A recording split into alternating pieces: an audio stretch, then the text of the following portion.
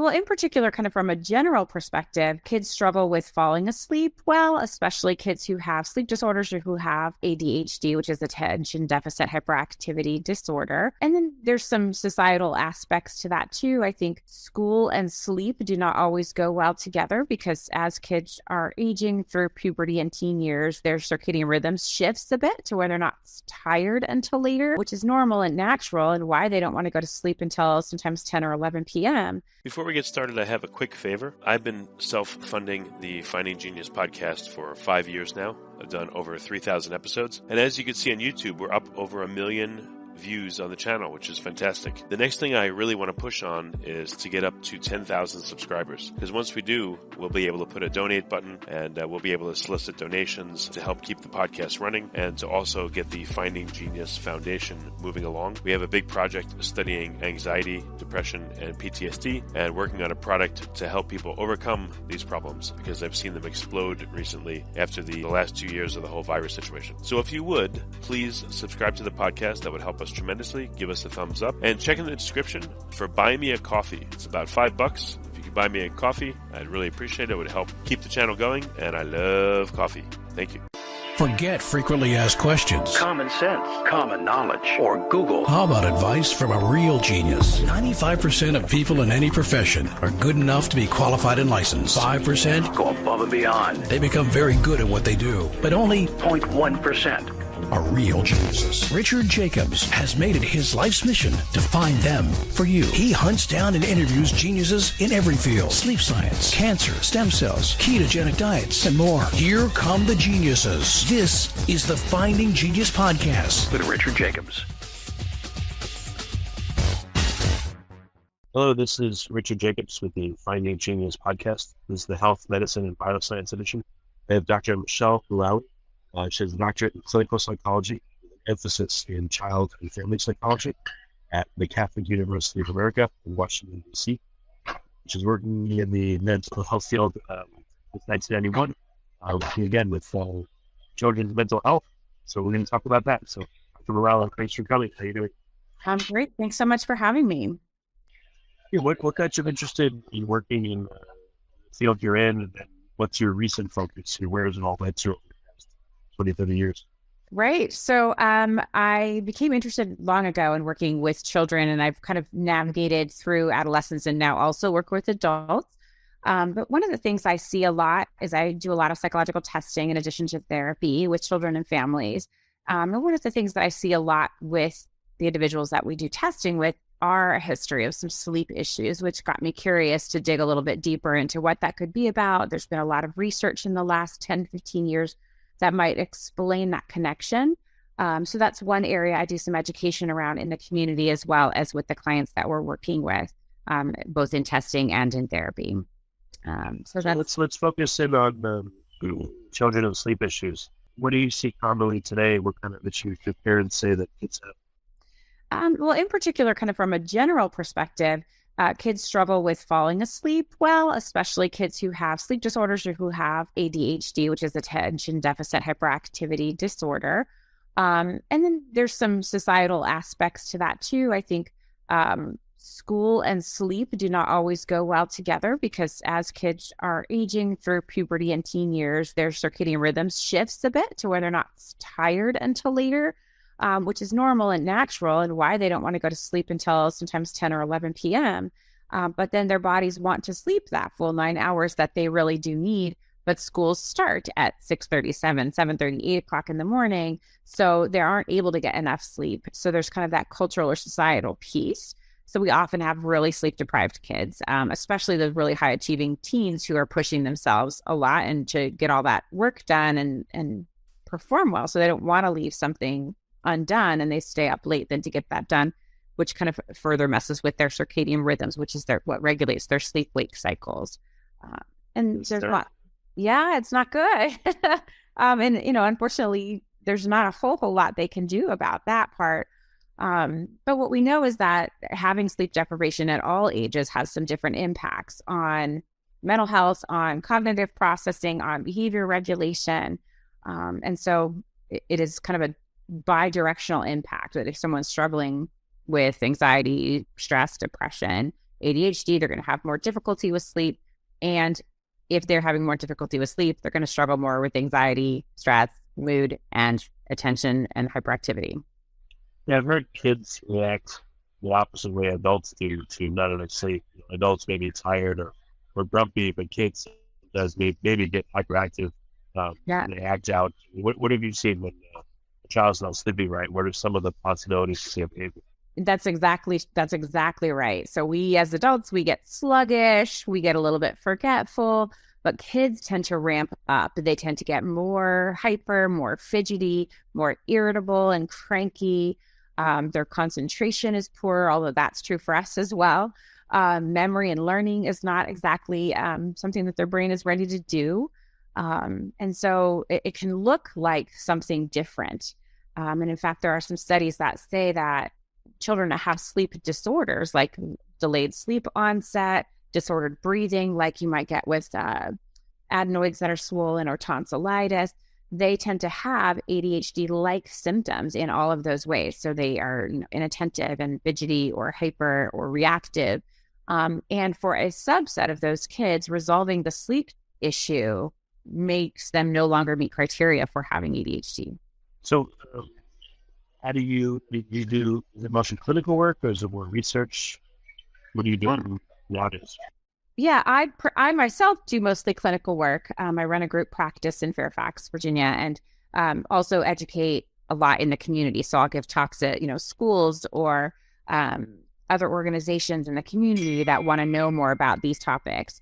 And so that's one of the ways I try to reach a little broader than just those I can see individually. But some of the ways that we do that is we work on this term called sleep hygiene, which is a little bit of a cheesy term, but what it basically means is having good sleep practices and sleep routines that set your body up to be ready to go to sleep in a timely way and then be able to stay asleep so that you can get that out, the sleep that is needed. So there's in the clinic, who comes in, moms or dads more, and do they have their kid in tow? And what's a common story you hear from? Usually some combination thereof. Usually when the concern has to do with the child, they usually are bringing their child or their teen in. And they may not be bringing them particularly for sleep, but it is often one of the concerns that we want to try to address. And so, the child is there too, and they'll often report that they have a hard time falling asleep. Unfortunately, children are not the greatest reporters in terms of being accurate. Sometimes children will say, yes, it takes me 2 hours to fall asleep. And parents will say, really? Because I went back in 10 minutes and you were out like a light. But having said that, we do often have kids who really struggle to fall asleep in particular. And then kids with anxiety may also have a harder time staying asleep or early wakening and kind of seek out some support at that time if they're younger children. And so things that we do. You notice a big difference in early awakening versus, onset insomnia? Do they tend to correlate differently with behavior or mood or other things? That's a great question. I would say, actually, I think that correlates more with age, that younger children tend to have more likelihood of waking up early in the morning, 4, 5, 6 o'clock in the morning before they need to be up and before their parents need to be up. Whereas older teens are more likely to have difficulty falling asleep.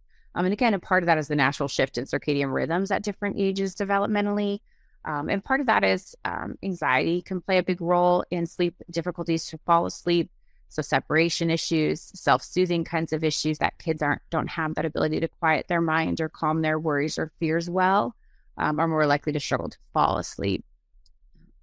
What about are there any differentiators like boys versus girls? Do they have different sleep issues, or again, age-related, early teen versus late teen? Other things that jump out at you? Yeah, I don't know so much about any research on gender differences. I would, again, say that age difference, and even the older the teen gets, the more likely they are to have difficulty with falling asleep. And again, if they have anxiety or ADHD, that's going to be even more so the case many times.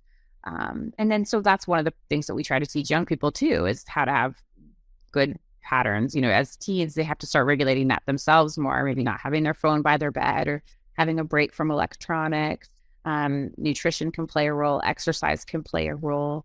And then there are things they can do environmentally, like having, dimmed lights, quiet sounds, scents that are calming. There's different things people can do to try to kind of enhance their ability to fall asleep.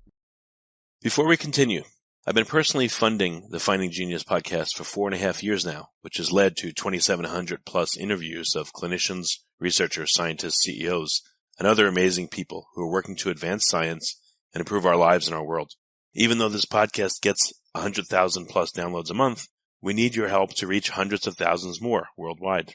Please visit findinggeniuspodcast.com and click on Support Us.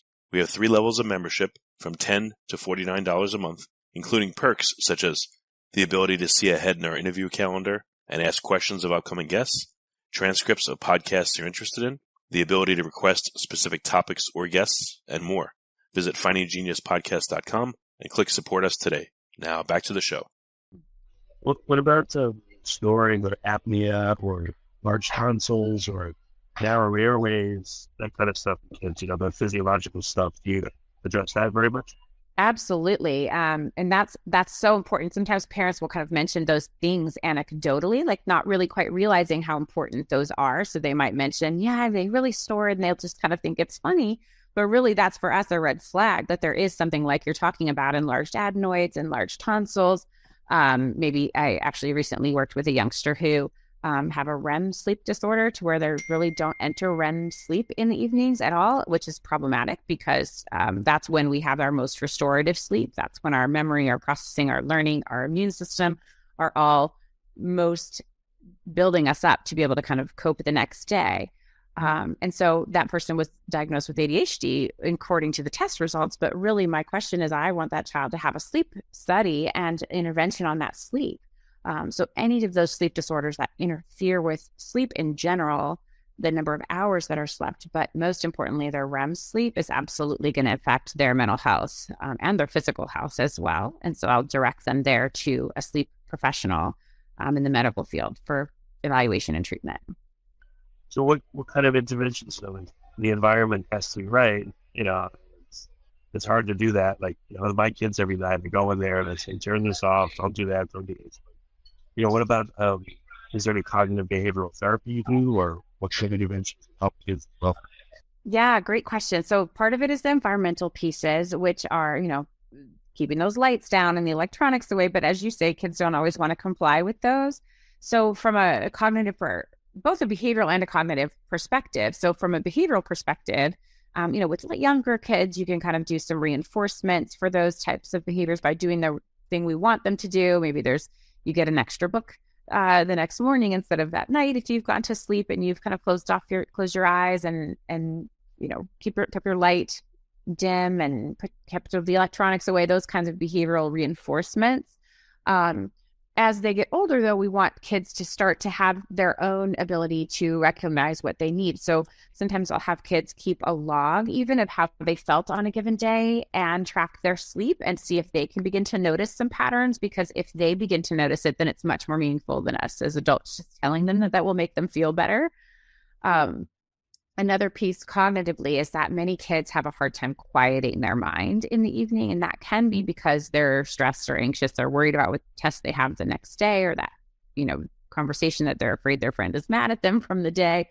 And so both identifying this is what's keeping me up and then giving them some strategies. And maybe that's being able to, put it in a container type of thing where they imagine that they'll put those worries in a container. Maybe they have a journal near their bed where they write down the things that they're afraid they'll forget, so that they don't have to continue to loop it through in their mind.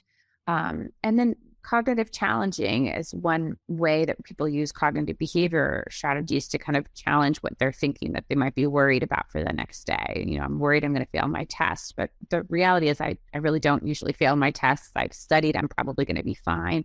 Helping them to kind of talk themselves off the ledge, as well as more kind of self-soothing types of things. So I often teach kids calming strategies. You may have heard the term mindfulness, which refers to just kind of getting your mind in the here and now and letting go of all the other things that will take us into the past or take us into the future, but not in that, just let's get in the moment. So it might be really focusing on the sounds, focusing on their sense of touch, doing some deep belly breathing. We know that slow paced breathing releases oxytocin in the brain, which calms and settles the brain. It washes away the stress hormones, and it allows our body to kind of physiologically relax. Doing some yoga poses can be helpful, other imagery techniques. So those are all kind of cognitive strategies or physical strategies. And then there's even some great calming apps that some kids really like because it walks them through some of those calming visualizations or breathing. Then you have the challenge that the phone is then in the room or the iPad or whatever that device is. But it can be used for good as well as distraction. So, I mean, there's all these possibilities, but what do you see actually works? Or it just depends on the kid and, how much do the parents intervene and how much do they help? The kids say, leave me alone. Yeah, I mean, it's very individualized, right? So there are some kids who really want their parents to be an active part of helping them through like sleep routines or using good strategies that we might talk about. And that can be great. And other times we want to either pull the parent away a little bit and have the child have some more independence, or the child is the one saying, nope, I'm going to do this my way. And then the trick is, to try several different things and see what worked, see what felt good to them. And because this is true for all of us, right? We're going to do what we think works, what we feel better with. And if kids can own it more, they're going to buy into it more. So depending on the age, obviously that there's some factors there. We don't need 17-year-olds whose parents are still helping them sleep, but it's reasonable that a 7-year-old's parents may still be helping them do some of these strategies. Well, because, teenage girls will, start having, let's say, menstrual cycle. Do you see before and after that they change at all in their sleep habits, or is there not really, they didn't show anything? Well, I think for both boys and girls, once they go through puberty, that's kind of the time when their circadian rhythm shifts and they don't get tired for about an hour to 2 hours later than they had earlier on. And so that's true for both boys and for girls. And again, if in an ideal world, when they can sleep in and still go to bed at 11, but get up at, 8 or 9, 10 o'clock in the morning, then that's great. But our society doesn't allow for that. Sometimes what we'll see then is, the infamous teenager who's sleeping in on the weekend until 11, 12, 1 o'clock, and parents feel frustrated, like they really should be getting up and having a more productive day. The reality is they're probably often just trying to kind of make up for their sleep deficit through the week. And sometimes they need that if there isn't a need to get up. But it does suggest that if there are ways, if your teen is constantly sleeping till, 12, 1, 2 o'clock on the weekend, it may be worth looking at their week and see if there's ways to get them to be able to go to sleep or fall asleep a little bit earlier, changing, I don't know, if their sports practices or if they can do their homework earlier in the night, if they can sleep in a little bit later before they have to get up for school. But sometimes the reality is they just need to catch up on some of that sleep. So how much intervention makes a difference? Is it, if you find that the family will use just a few things and then everything's great, or do they need like a whole bunch of different factors to help the kid sleep better? Gosh, again, I wish there was an easy answer on that, but most of the time there's a couple of small tweaks that can be made and that's sufficient. Most people don't have to put a whole lot. Once they figure out what works, most people don't need to do lots of different kind of tricks to make sleep happen. But it's a matter of trying things and not giving up the first time or two something doesn't work. Any new habit takes some time to settle in. So I'll often kind of let people know this isn't going to work the first time. We want to try it 5 or 10 times till we see if maybe it's going to work. Some say really as many as 20 to 25 times before you try a new habit. So it's sticking with it till you figure out what works. And if you're not getting success with kind of typical ways to increase sleep, then I do recommend touching base with a doctor too, to make sure that anything medical isn't happening. Allergies, asthma, adenoids, a sleep disorder, because then all the behavioral tricks in the world, all the cognitive tricks in the world aren't going to help if there's something underlying that's not getting addressed. Yeah, you find that more often than not it's cognitive, or is it more physical issues? So when someone has physical issues, I guess the cognitive come right along with it. I don't know. Oh, that's a great point. Yeah, certainly if there's physical issues, cognitive stuff's going to come along too, because they'll start to worry. Sometimes if you've ever had insomnia, something that's often people talk about is as soon as you lay down in bed, you begin to have that worry of, oh gosh, I wonder how long it's going to take me to fall asleep tonight. Oh my gosh, I have such a busy day tomorrow. I really need my sleep. I wonder if it's going to take a long time. Oh, I'm never going to fall asleep. And that cognitive self-talk just works us up and gets our cortisol flowing in our brain, and it's absolutely counter to falling asleep. So definitely, if there's a physical reason for that, you're going to start to see some of the cognitive pieces. But I would say more often it is, sometimes it's not even worry. It's just thoughts just moving through the head, and it's hard to quiet those down.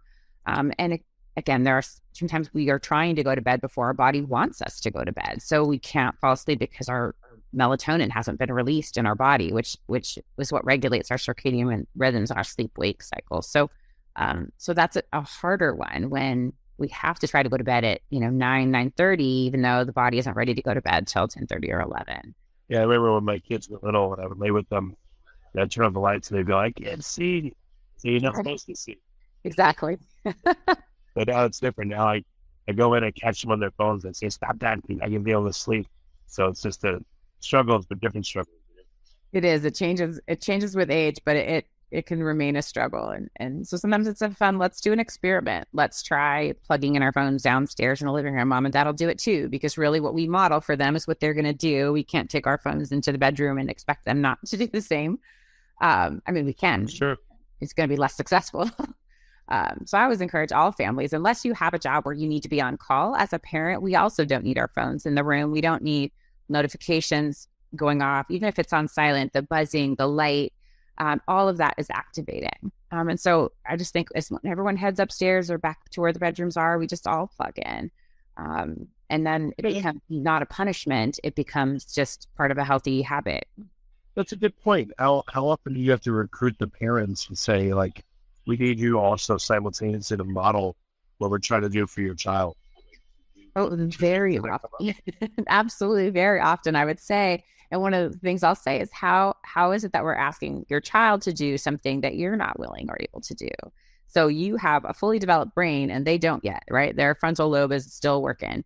And so that's where the decision-making, problem-solving, logic, delayed gratification all lives in the frontal lobe of the brain. That doesn't finish growing until the mid-20s. So I'll kind of use that biology to help parents see that you have that biology to make different decisions and to have good habits and routines to model for your child. They don't have all that yet. So they really need you to be doing what we're asking them to do too. Obviously in age appropriate ways. It doesn't mean as a parent you go to bed at 8 p.m., but it does, if your child needs to go to bed at 8 p.m., but it does mean maybe, turning off electronics for a while before that, dimming the lights, doing some exercise, but earlier in the day to get the body tired, but not in that last hour where it's going to get your adrenaline pumping. And talking to them about why you choose that, why that works for you. That makes sense. Any breakthroughs in understanding or therapies that you see on the horizon or that maybe you're experimenting with?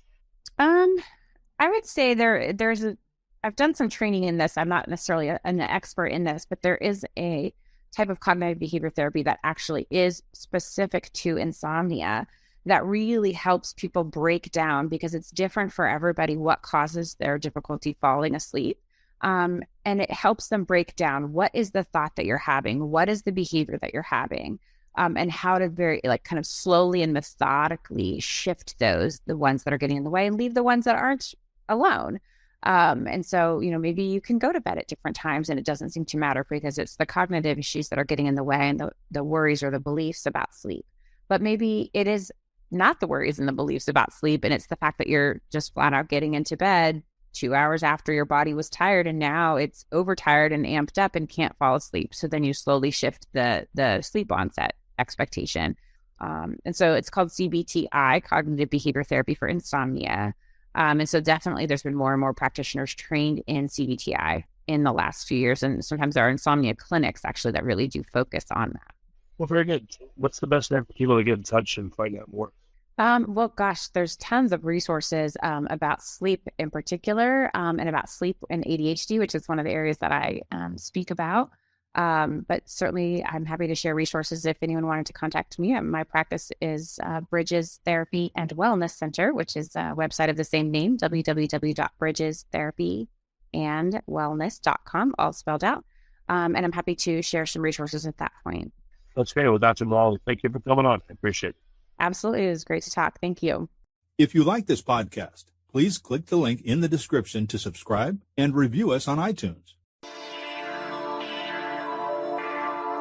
You've been listening to the Finding Genius podcast with Richard Jacobs. If you like what you hear, be sure to review and subscribe to the Finding Genius podcast on iTunes or wherever you listen to podcasts. And want to be smarter than everybody else? Become a premium member at findinggeniuspodcast.com. This podcast is for information only. No advice of any kind is being given. Any action you take or don't take as a result of listening is your sole responsibility. Consult professionals when advice is needed.